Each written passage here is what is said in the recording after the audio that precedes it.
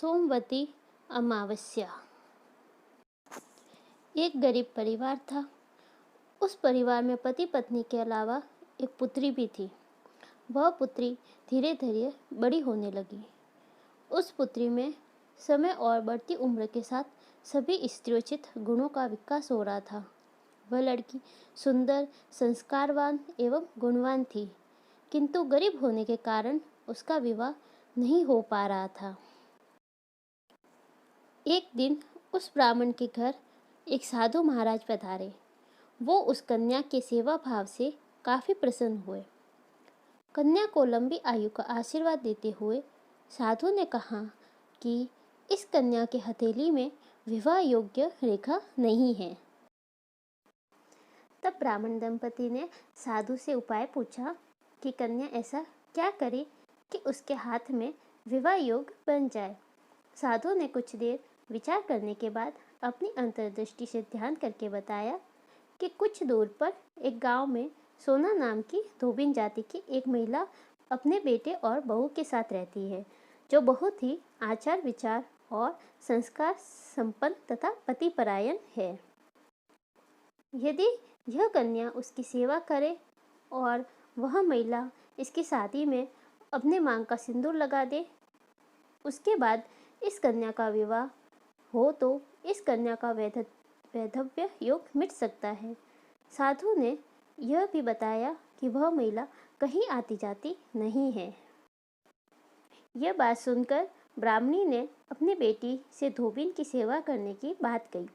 अगले दिन से कन्या प्रातःकाल ही उठकर सोना धोबिन के घर जाकर साफ सफाई और अन्य सारे काम करके अपने घर वापस आ जाती थी। एक दिन सोना धोबिन अपनी बहू से पूछती है कि तुम तो सुबह ही उठकर सारे काम कर लेती हो और पता भी नहीं चलता। बहू ने कहा, माँ जी, मैंने तो सोचा कि आप ही सुबह उठकर सारे काम खुद ही खत्म कर लेती है। मैं तो देर से उठती हूँ। इस पर दोनों सास बहू निगरानी करने लगी कि कौन है जो सुबह ही घर का सारा काम करके चला जाता है। कई दिनों के बाद धोबिन ने देखा कि एक कन्या मुंह अंधेरे घर में आती है और सारे काम करने के बाद चली जाती है। जब वह जाने लगी तो सोना धोबिन उसके पैरों पर गिर पड़ी। पूछने लगी कि आप कौन है और इस तरह छुपकर मेरे घर की चाकरी क्यों करती है। तब कन्या ने साधु द्वारा कही सारी बात बताई। सोना धोबिन पतिपरायण थी, उसमें तेज था। वह तैयार हो गई। सोना धोबिन के पति थोड़ा अस्वस्थ थे।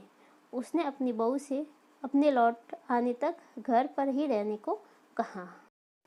सोना धोबिन ने जैसे ही अपनी मांग का सिंदूर उस कन्या की मांग में लगाया, उसका पति मर गया। उसे इस बात का पता चल गया। वह घर से निराजल ही चली थी।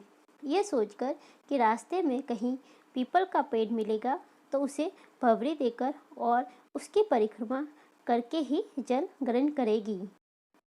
उस दिन सोमवती अमावस्या थी। ब्राह्मण के घर से मिले पुए पकवान की जगह उसने ईंट के टुकड़ों से 108 बार भवरी देकर 108 बार पीपल के पेड़ की परिक्रमा की और उसके बाद जल ग्रहण किया। ऐसा करते ही उसके पति के मुर्दा शरीर में वापस जान आ गई। धोबिन का पति वापस जीवित हो उठा। इसलिए सोमवती अमावस्या के दिन से शुरू करके जो व्यक्ति हर अमावस्या के दिन भावरी देता है, उसके सुख और सौभाग्य में वृद्धि होती है। पीपल के पेड़ में सभी देवों का वास होता है। अतः जो व्यक्ति हर अमावस्या को न कर सके, वो सोमवार को पड़ने वाली अमावस्या के दिन 108 वस्तुओं की भावरी देकर सोना धोबिन और गौरी गणेश का पूजन करे। उसे अखंड सौभाग्य की प्राप्ति होती है। ऐसी प्रचलित परंपरा है कि पहली सोमवती अमावस्या के दिन धान, पान, हल्दी, सिंदूर और सुपारी की भवरी दी जाती थी। उसके बाद की सोमवती अमावस्या को अपने सामर्थ्य के हिसाब से फल, मिठाई, सुहाग सामग्री, खाने की सामग्री इत्यादि की भावरी दी जाती है और फिर भावरी पर चढ़ाया गया सामान किसी सुपात्र ब्राह्मण, ननद या भांजे को दिया जा सकता है। धन्यवाद।